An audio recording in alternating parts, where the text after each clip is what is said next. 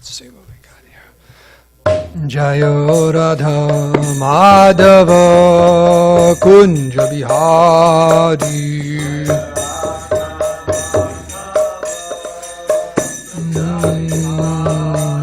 Jayo Radha Madhava Kunja Bihari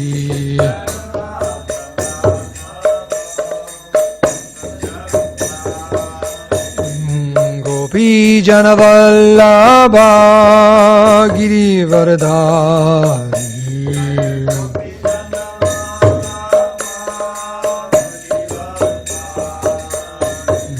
Gopi Janavallabha Girivardhari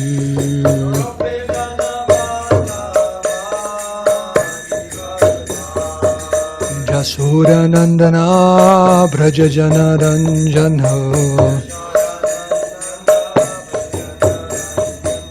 Jasuranandana Braja Janaranjana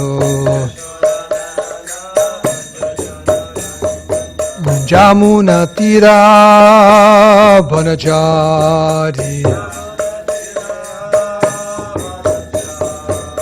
Jamuna Tira Vanachari Jayo Radha Madhava Kunja Bihari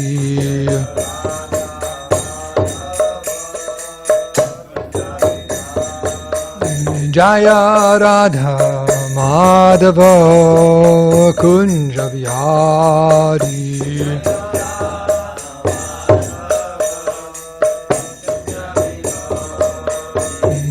Gopi Jana Vallabha Girivardhari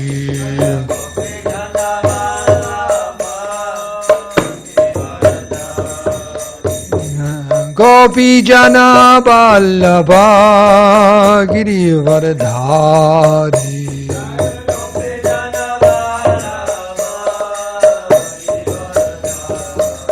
Jasuranandana Braja Janaranjana Jasuranandana Braja Janaranjana Jamuna Tira Vanachari Jamuna Tira Vanachari Jaya Radha Madhava Kunja Bihari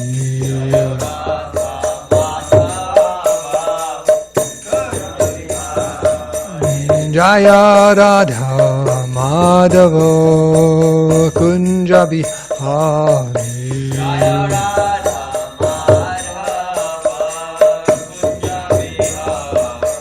Jaya Radha Madhava Kunja Bihari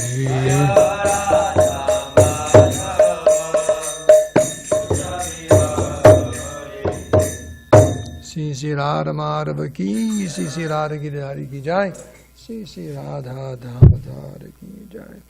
Jai Om Vishnupada Paramhamsa Parivrajaka Jai Jai Shandra Sri Maharaj Divine Grace. Bye Charanara Vinda Bhaktivedanta Swami Srila Prabhupada ki jai. Are you too important to pay your obeisances during Prema Dwani? Jai Om Vishnupada Paramhamsa Parivrajaka Jai Jai Shandra Sri Maharaj Divine Grace Srila Bhakti Siddhanta Saraswati Goswami Maharaj Prabhupada ki jai. Anantakoti Vaishnava Vrinda ki jai. Grantara srimadbhagavatam ki jai, Samveda Bhakti ki jai, Go Premanande. All glories to the assembled devotees, all glories, assembled devotees, all glories, assembled devotees, all glories, Sri Guru and Sri Gauranga. Just thought of something, it could be an interesting game. You know that pin the tail on the donkey? Yeah. So we're going to do this one, put the garland on the speaker. And you can when to do it. Before they start singing, right in the middle of the singing, do you do it from the front, do you from the back? Is it a fresh garland, bad? All these variables. could be like a digital game or something like that. That way they always get trained up. You know how to garland the speaker, right? What do you think, Zach? Huh?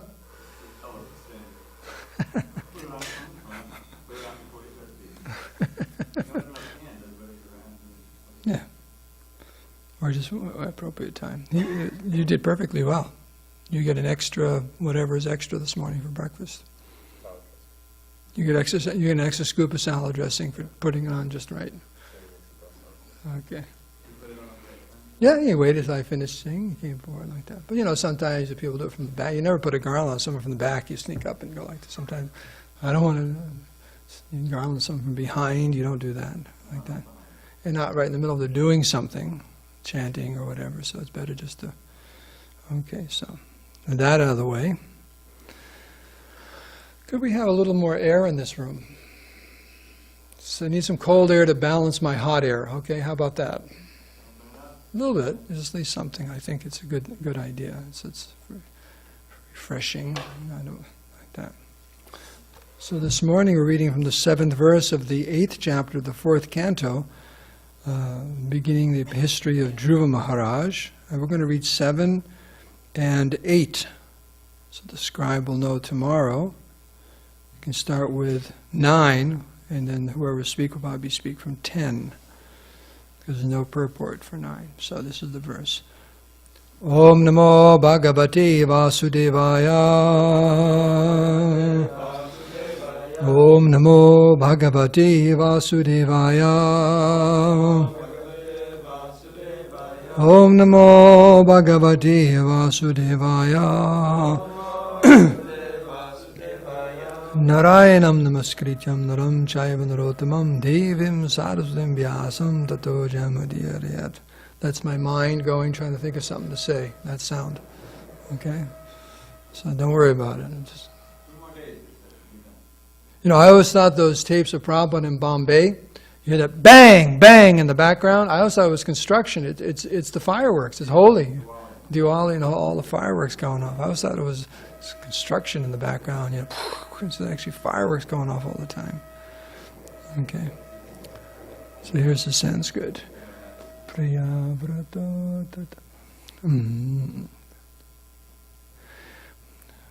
Priyavrato tanad padau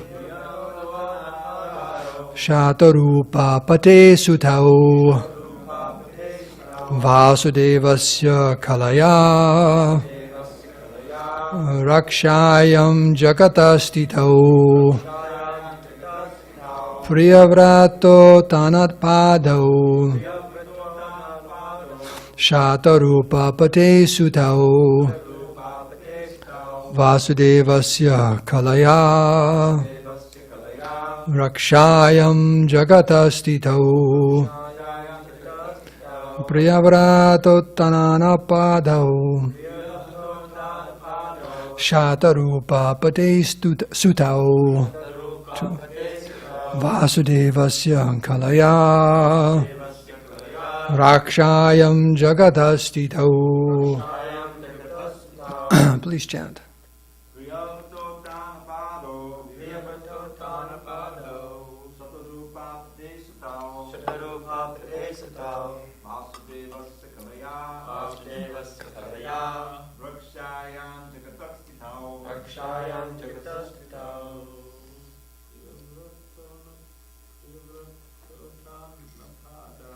Priyavrata tanapadau Shatarupa pade sudau Vasudevasya kalaya Rakshayam jagatastitau.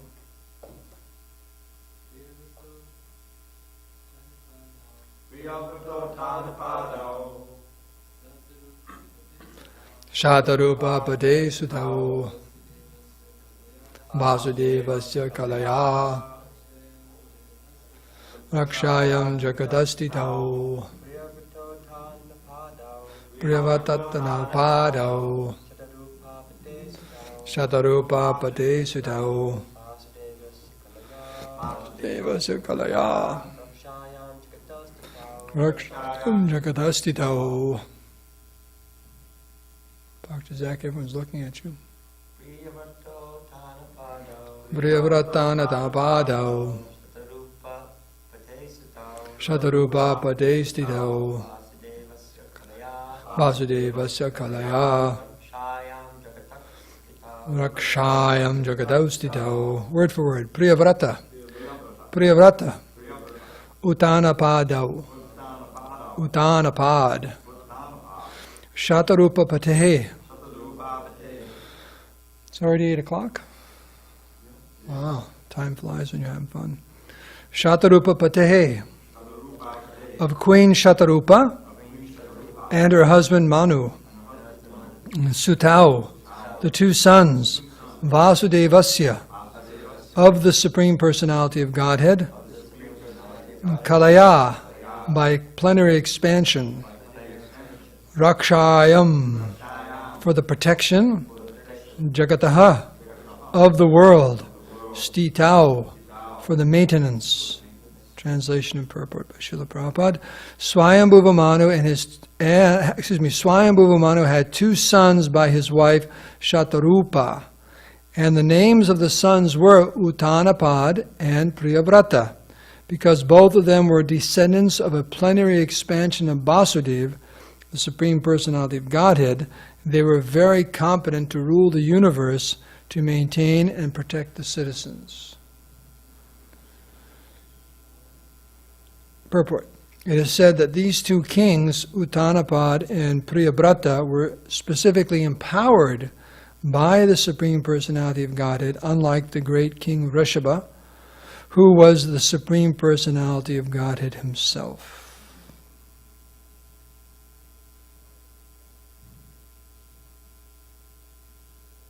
Okay, next verse.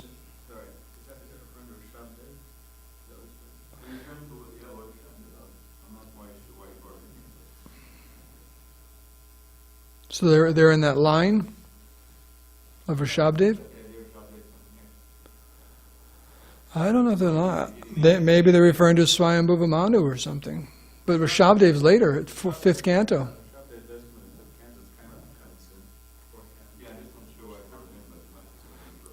But the comparison is that they're empowered, but Lord Rishabdev is directly the Supreme Personality of Godhead. So they're empowered, definitely empowered personalities. Next verse. Jaye Uttanapadasya Suniti Ruchishtayo Surichi Prayasi Pratyur Netara Yasuto Dhruvaha. King Uttanapad had 2 queens named Suniti and Surichi. Surichi was much more dear to the king. Suniti, who had a son named Dhruva, was not his favorite.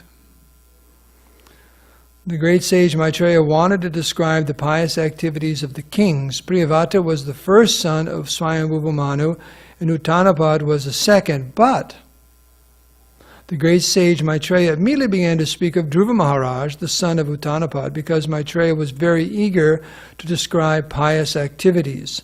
The incidents in the life of Dhruva Maharaj are very attractive for devotees. From his pious actions, one can learn how one can detach himself from material possessions and how one can enhance one's devotional service by severe austerities and penances. Now, if you don't want to hear about that, you can leave. How to enhance your devotional service by severe penances and austerities. Okay. The incidents in the life of Dhruva Maharaj are very attractive. Okay.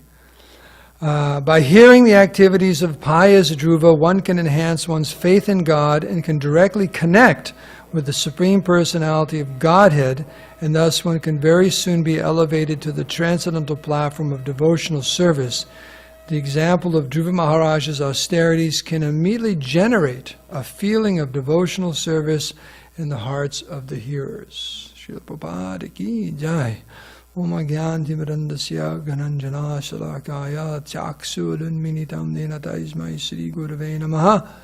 Sri Krishna Chaitanya Prabhu Nityananda Sri Advaita Gadadhar Shivasati Gaur Bhakta Vrinda.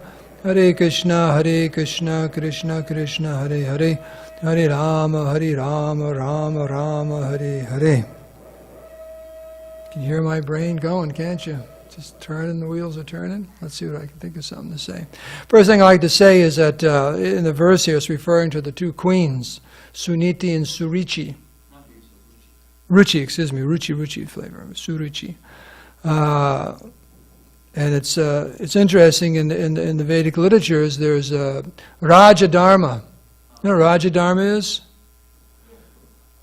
Raja Dharma. There's Brahmachari Dharma. There's Mlecha Dharma. Mlecha Dharma is just be a fool and a rascal, right? There's the Dharma for the Brahmins, for the kings, Raja Dharma, Vaishya. Everyone has their Dharma or rules and regulations about how they should live, according to the scriptures. So in Raja Dharma, it's interesting that there are three activities which really aren't very good at all. One should not do them. One should avoid them as much as possible. They simply create all kinds of problems in one's personal life. But the kings are allowed to do them. Why? Because if you tell them not to do them, they'll do them anyways. That's why. So, and therefore, indirectly, there's so many stories in the Vedas saying, you really shouldn't do these things because you're going to get in a lot of trouble. They didn't say don't do them, but you really shouldn't do them. You know, it's indirectly saying don't do them. Right? What are those three things? One is marrying more than one wife. One is gambling, and one is hunting. So even though these things are allowed, they're discouraged. I guess that's the word I'm trying to say. They're discouraged, regulated and discouraged, because they're very passionate people. Very passionate men always like more than one woman. You ever see this in the newspaper? Yeah. Right? Practically daily, right? And all these different things, right? That was that Supreme Court nominee. There was a whole big thing for weeks like that. So tendency is to chase many women, right?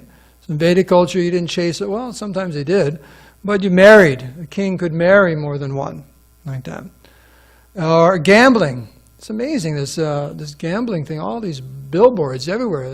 There's more casinos than there are churches in SanDiego, it seems. At least more billboards about them, right? It's funny, the one near my exit on 8, it's Verona, and there's 3 big billboards they always get things on, and it says something like friendly, clean, honest.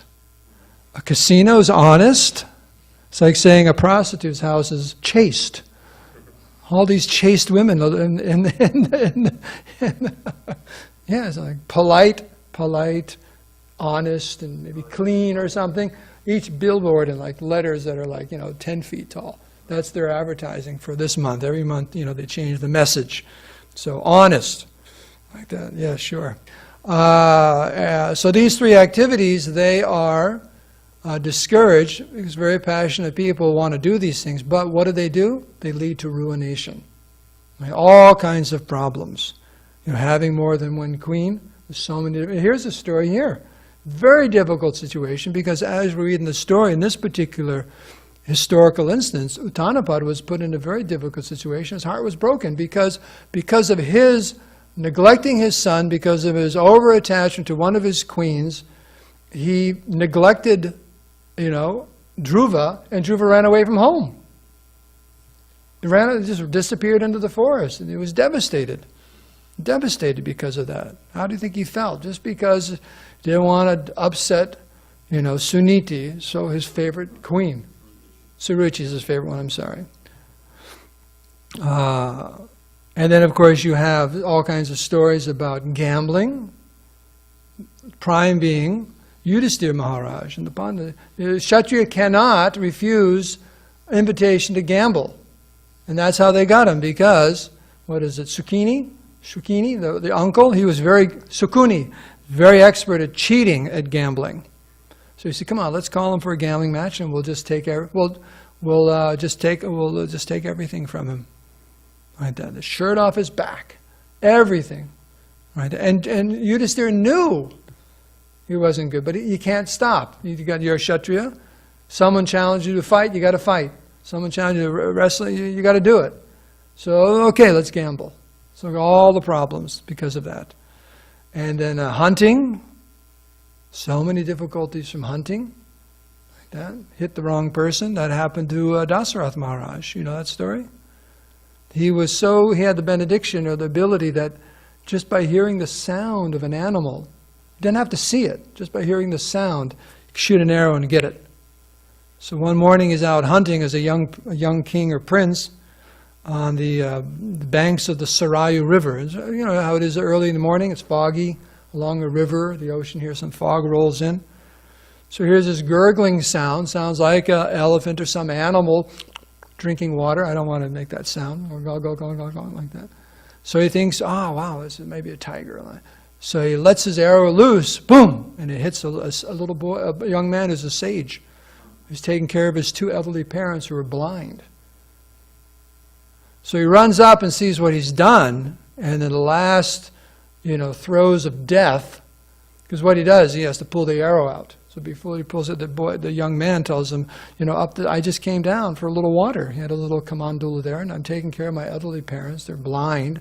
I'm the only one in the world they have.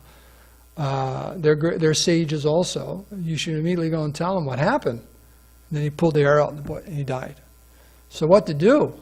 So he picked up the body. You can imagine the scene. We should do a play of just this one scene, the heartbreaking drama of this scene. He's bringing the body. Maybe, Damodar, you could be the boy. You're kind of light. We need someone kind of like, maybe Janardhan will be, Dasarath, kind of pick you up. And who could be the blind mother and father? Maybe you could be the mom. You could be the mother, like that, maybe the father. So he brings them up, and they're calling for the boy because he's a little late. Every day he goes down and goes, well, where are you? Where are you? Where are you? Like that. And all of a sudden they hear this noise and they know something's up. Because when you're blind, your other senses become very, very acute. Your hearing, your touch, and so on. So they could hear, this is not him coming back. There's a heavier sound. And of course, Maharaj Dasarpa had armor on and this and that. It's like, what's this noise? And then he set the child down right there in front of them and explained everything that happened. And they told him, the father said, if you had not come back and done this, I would have, you'd have been cursed to die immediately. But because you've done this, the curse was you also will die in the same way due to separation from your son. And he says one of the reasons he did. When Ram was banished to the forest, Dasara died out of separation. And the two of them built a fire, so they all entered the fire. They all died. Well, the two of them died along. Yeah, they just had a funeral pyre, and they entered into the fire with their son and left. And so what a scene. So hunting, so many hunting accidents are there, very, very dangerous and so on, out hunting. Even Maharaj Parikshit, he was out hunting when he got all thirsty and so on, and he got all upset, right? He put the snake around the sage's neck, like that. So these things are not encouraged at all, but people will do them. So here, it is brought up in the verse, and the exact details will be there between Suniti and Surichi and the problems that cause. Now it's interesting too because Priyavrata, usually you describe the older than the younger, the histories, but later on in the fifth canto, the rest of the fourth canto is all Dhruva Maharaj pretty much, right? And then the fifth canto we start hearing about Priyavrata Maharaj. But Maitreya being an ecstatic devotee, he wanted to hear about some devotees. You want to hear about Dhruva Maharaj. And so he immediately skipped ahead, you could say. I'll get back to Priyavrata, but let's hear about Dhruva Maharaj. Because, as Prabhupada says here, they're very, very attractive for devotees, and one can learn how to detach oneself from material possessions and enhance one's devotional service by severe austerities and penances.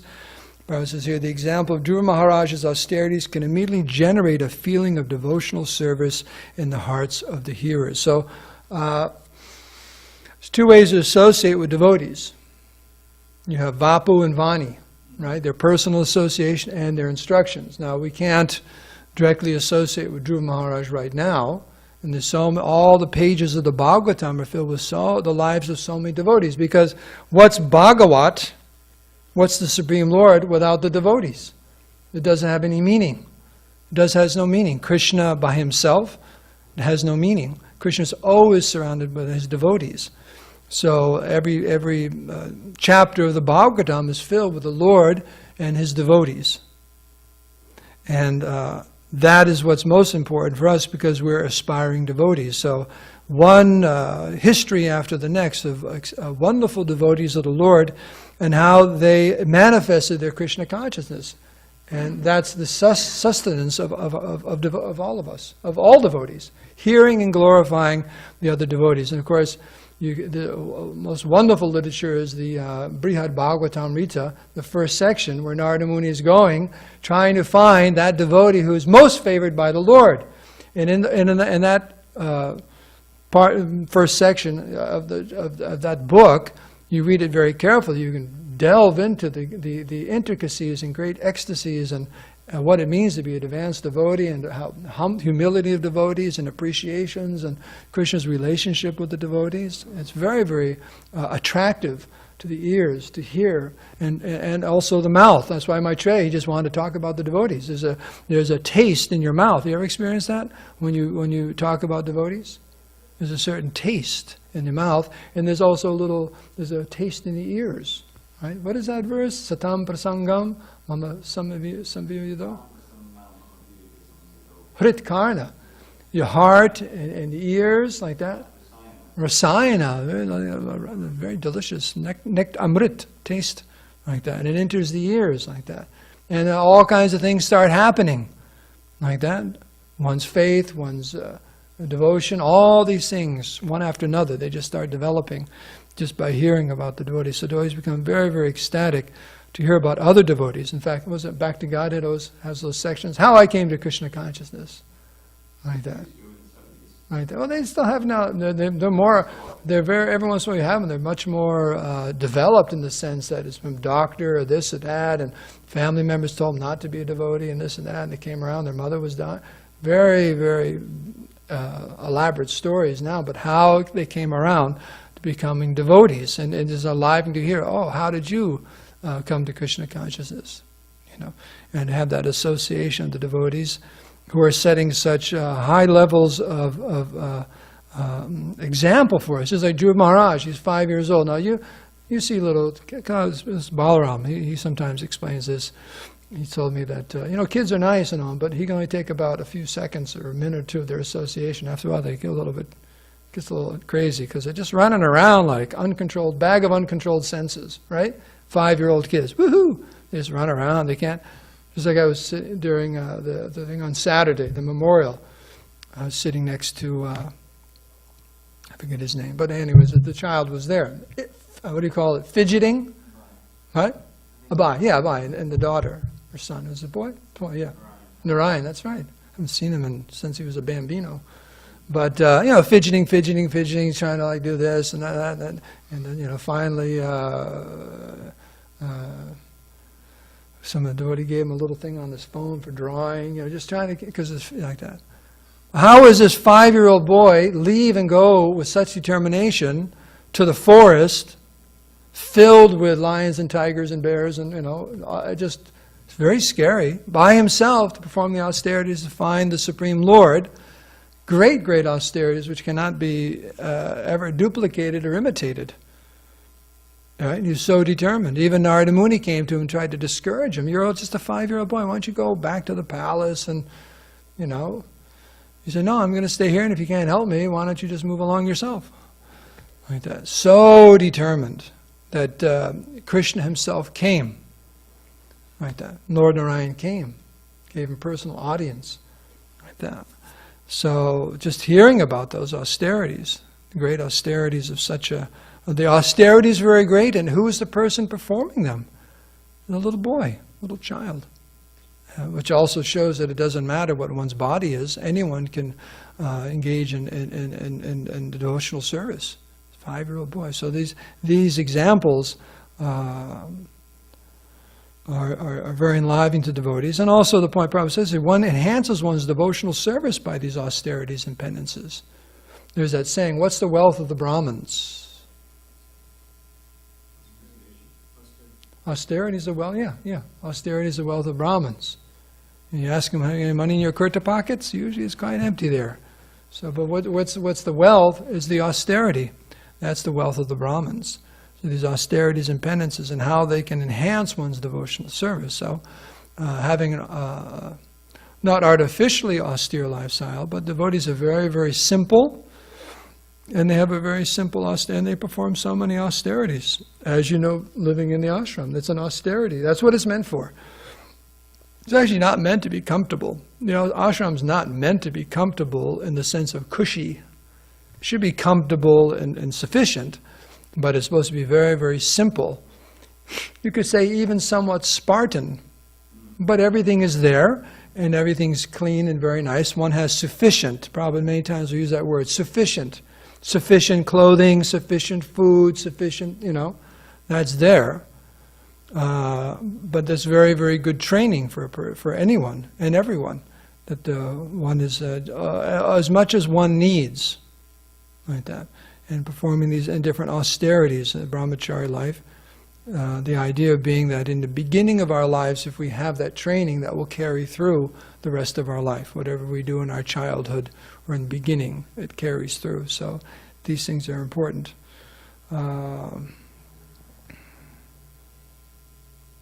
It says here, one can directly connect with the Supreme Personality of Godhead through just hearing, and at the very end too, generates a feeling of devotional service in the hearts of the hearers. So just hearing about the devotees. Therefore, we should always be, Prabhu said, reading my books.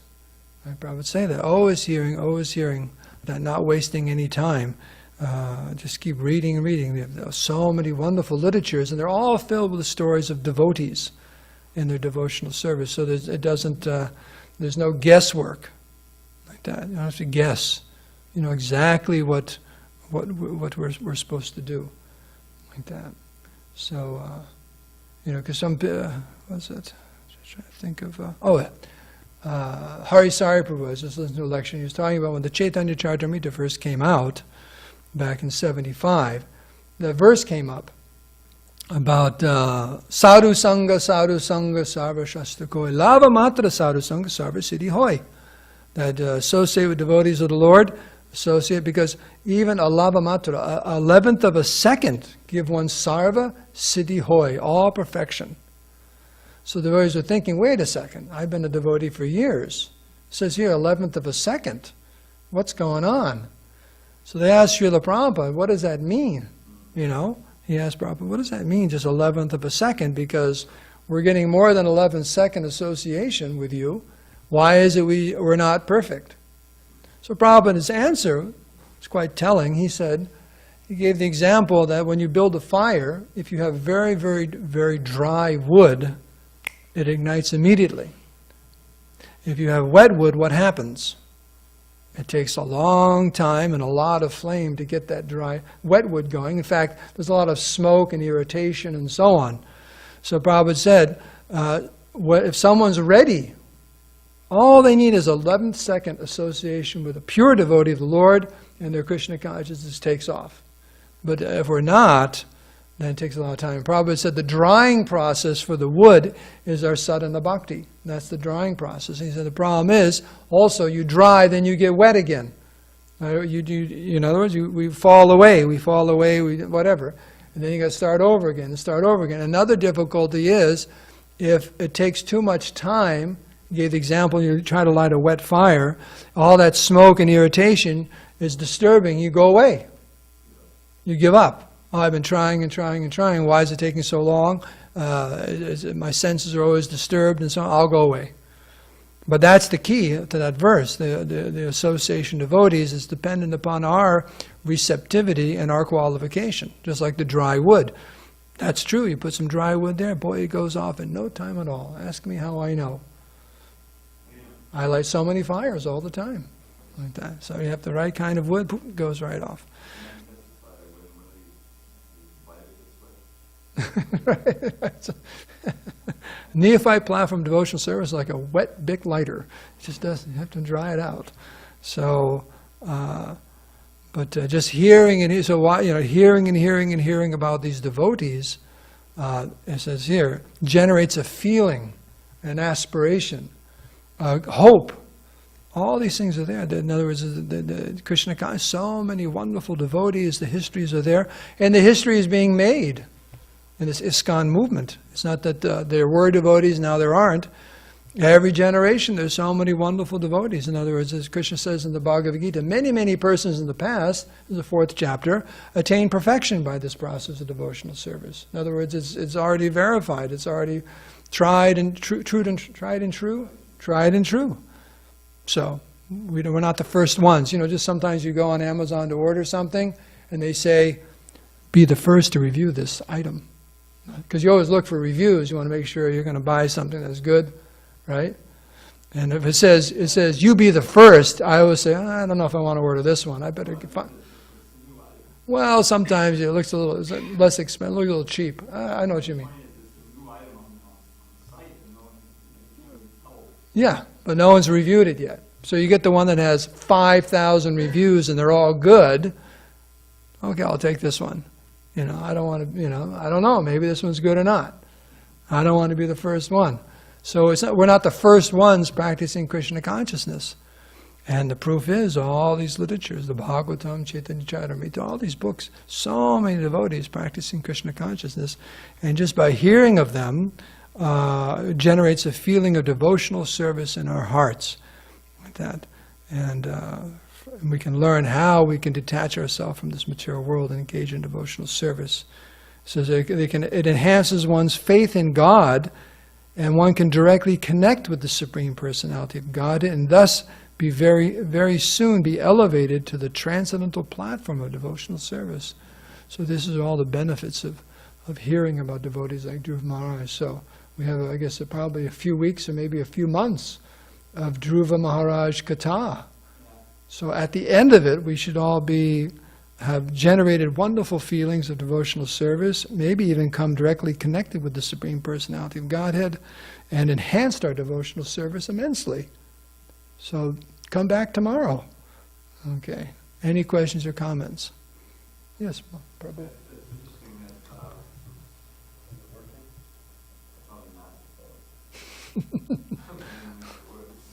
Need batteries?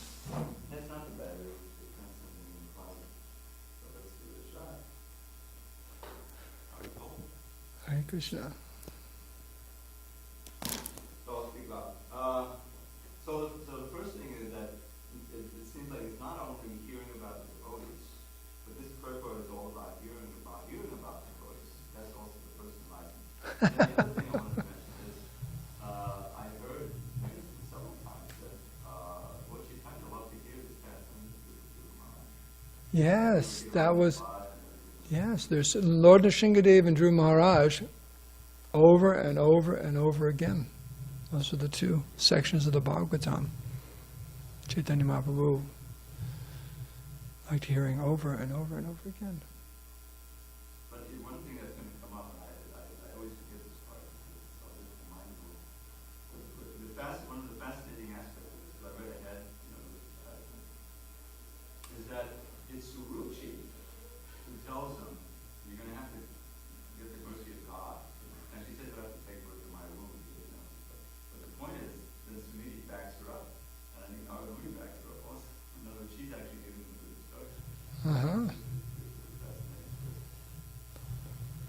And that whole thing about where the problem that I am sort of become very that where Sumiti tells him, oh, I have heard that God is found in the forest and by the river. That's not, you don't actually find that.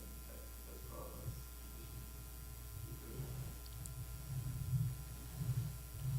This is just a small kind of side point question, but when he's talking about the brahmachari actions that should be cushy, I'm just wondering what you're referring to. It shouldn't be brahmacharis shouldn't make themselves too comfortable. Like in what way? Well, I know Satsu Maharaj when he was in Boston once, he was saying even sitting in a chair. In other words, you don't go and look for comfort. A brahmachari doesn't go and look for comfort. Big cushions and this and that. And you're clean and you're simple and you're not like, you get on a nice plate, you're not a piece of cardboard. Things like that. Everything's nice, but not cushy means it's sense gratification. Like that. Example would be eating. You take healthy, sufficient food, but you don't overeat.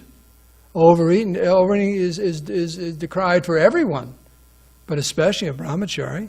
Why is it Ramachandra Puri got all excited? What was his excitement? Yes, criticizing the sannyasis and so on. They're eating so much. Because as a sannyasi and brahmachari, you're very, not that you starve yourself, but you're known to be frugal and have sense control. That's the whole thing. Uncontrolled senses mean like that. Excessive. It's excessive. Like that. You go upstairs and Bhaktizak has 25 dhotis and kurtas, 16 pairs of shoes, 35 madangas, a color chata for each day of the week. Wait a second, Prabhu. That's not brahmachari life, right? Something like that. What do we need? You just need a few things. That's brahmachari means we get down to minimum, but you should be healthy. You should have a pair of socks if it's cold. You should have a chata, jacket, whatever. But it's not excessive. Like that, cushy. You've heard the expression before, haven't you? Cushy, like cushion. Well, you need to be, who's going to move in if you're freezing your butts off? Yeah. Really, think about it. That was one of my main concerns, because one is saving the temple, money and energy, because I know that everybody's going to use it anyways, and they're going to use those spaces. They're more expensive. Drain energy. I know they're going to do it anyways. And aside from that, you get the heater, so when new men join, they feel, okay, at least there's some basic comfort. That's the word. Bathrooms all fixed up. There's some basic heat. Because they're all this is America. They're coming from America. They're coming from probably, I would say, all right homes or middle class homes, which those things are there. Yes. If it's in India or something, and like the brahmachari ashram, you walk out of the room. I'm sure they have space heaters in there, but when you walk out of the room, and you walk through the hallway, you're walking outside, it's outdoors. And then the bathrooms also, it's kind of out. It's a little bit of an outdoor bathroom, the brahmachari ashram. But So austere. so anyway, what was the idea? So you're saying heaters are fun? Yeah, of course. Why you want to get everyone sick? Right? It's freezing cold and sick. That's not spiritual life. Like that. A healthy life is Chaitanya Rat, right? I was going to say, if people want to criticize me, I just install these heaters, or I made arrangements. I didn't have a heater or a fan for at least 5 years, because the heater would, the break would trip. Yeah. So I let everybody else have the heaters. I just put on a lot of jackets. You just gain a little weight, so you have a little. Yeah, I just overate. Okay. But another question was about, you said Harisari's book. You said Harisari. He was giving a class. It was a class he was giving. Was that in the I think he wrote that one of his books. He might have. It was a class just the other day I was listening to. And it was a Bhagavatam class he was giving, and then he just was talking about different things. That was one thing he brought up. That was one thing he brought up. Yeah.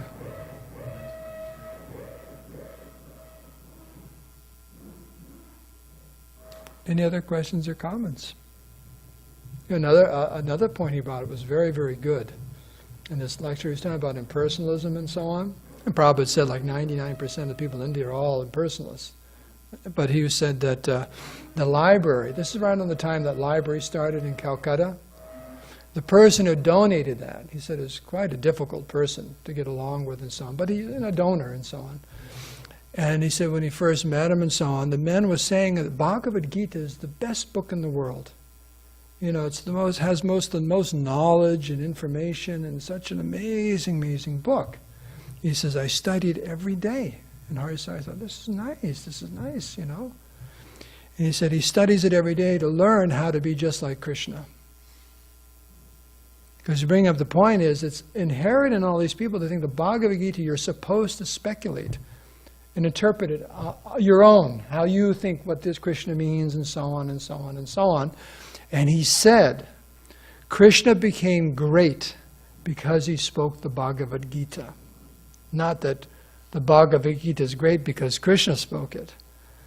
So you can just see that here, and the person says, "Oh, I read Bhagavad Gita every day," and oh, but actually, what's the motivation? Is impersonalism.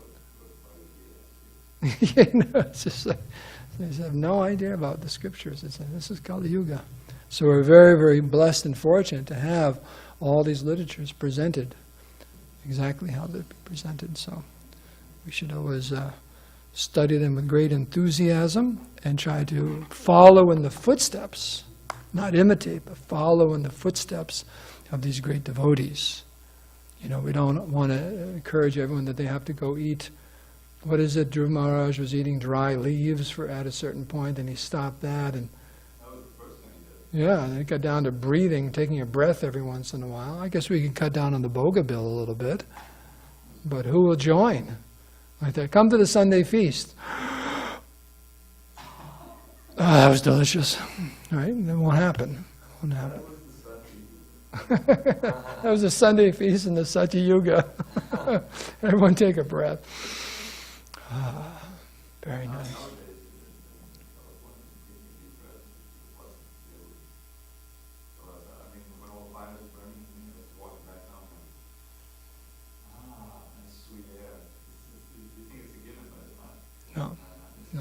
No, not at all. Okay, so we can end here. All glories to Srila